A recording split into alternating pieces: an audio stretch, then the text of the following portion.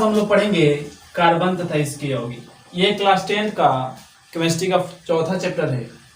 देखिए कार्बन तथा इसके यौगिक जो है इसमें हम सबसे पहले अध्ययन करेंगे ये कार्बन है क्या।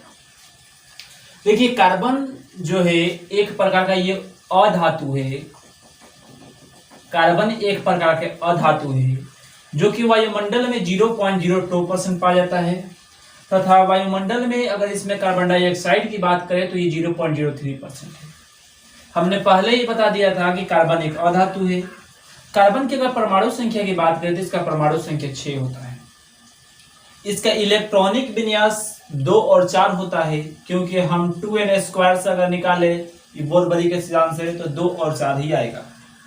संयोजी इलेक्ट्रॉनों की बात करें तो संयोजी इलेक्ट्रॉनों की संख्या 4 होता है। संयोजी इलेक्ट्रॉन किसको कहते हैं? इलेक्ट्रॉनिक विन्यास के जो बाह्यतम कक्षा में इलेक्ट्रॉन होते हैं इसी को कहते हैं हम लोग संयोजी इलेक्ट्रॉन। संयोजी इलेक्ट्रॉन के बाद अगर हम बात करें संयोजकता का तो इसका संयोजकता कितना होता है? 4 होता है। अवस्था की बात करें तो अवस्था इसकी क्या है? गैसीय है।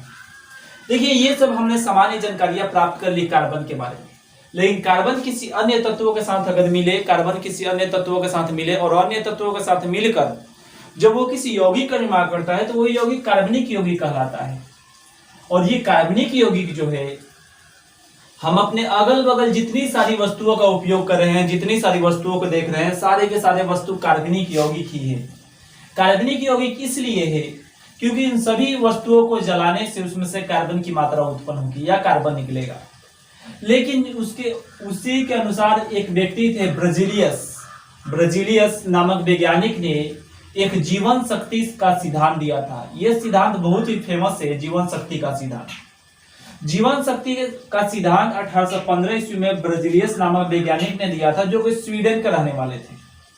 उन्होंने कहा था कि कभी भी कार्बनिक यौगिक प्राप्त करना तभी संभव होगा क्योंकि जिस वस्तु से कार्बनिक यौगिक प्राप्त करेंगे वो सजीव जगत का होगा, यानी वो सजीव होगा तभी उससे हम कार्बनिक यौगिक प्राप्त कर सकते हैं। अगर वो सजीव नहीं है, निर्जीव है, तो उससे हम लोग कार्बनिक यौगिक प्राप्त नहीं कर सकते। देखिए सजीव कहने का मतलब ये है कि वैसा कोई भी वस्तु जो श्वसन, उत्सर्जन, परिवहन जैसी क्रियाएं को कर ले सजीव है। जैसे मनुष्य एक सजीव है। लेकिन ये सिद्धांत किसने दिया था? ब्रजीलियस ने कहा था कि किसी भी वस्तु से कार्बनिक यौगिक तभी प्राप्त कर सकते हैं जबकि वह सजीव जगत का हो। लेकिन इस सिद्धांत को एक भ्रम के रूप में इसने लंबे समय तक लोगों को रखा। लेकिन इस सिद्धांत को ये भ्रम कब टूट गया? जब फ्रेडरिक बोहलर नामक वैज्ञानिक ने 1828 ईस्वी में, जो कि जर्मन के रहने वाले थे, उन्होंने प्रयोगशाला में जब ये अमोनियम साइनेट को गर्म किया तो उन्होंने यूरिया का निर्माण कर दिया और यूरिया एक कार्बनिक पदार्थ है। इस प्रकार उन्होंने साबित कर दिया कि किसी भी कार्बनिक यौगिक को प्राप्त करने के सजीव जगत का होना जरूरी या आवश्यक नहीं है। सजीव जगत के अलावा निर्जीव जगत से भी हम लोग क्या प्राप्त कर सकते हैं? तो कार्बनिक यौगिक प्राप्त कर सकते हैं। उन्होंने इस अवधारणाओं को भंग करने वाले पहले व्यक्ति थे फ्रेडरिक बोहलर। और ये फ्रेडरिक बोहलर ने ही सबसे पहले प्रयोगशाला में बनाने वाला कार्बनिक यौगिक बनाया जिसका नाम है यूरिया।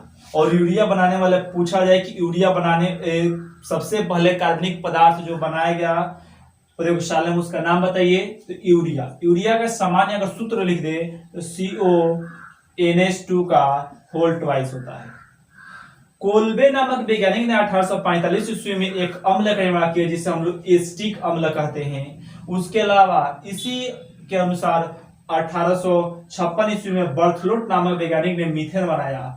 और ये प्रक्रिया लगातार चलती आ रही है और अभी तक प्रयोगशाला में लगभग 60 लाख के आसपास 60 लाख तक कार्बनिक यौगिक बनाए जा चुके हैं। और जितने सारे कार्बनिक यौगिक बनाए गए हैं सभी के सभी निर्जीव जगत से ही प्राप्त हुए हैं।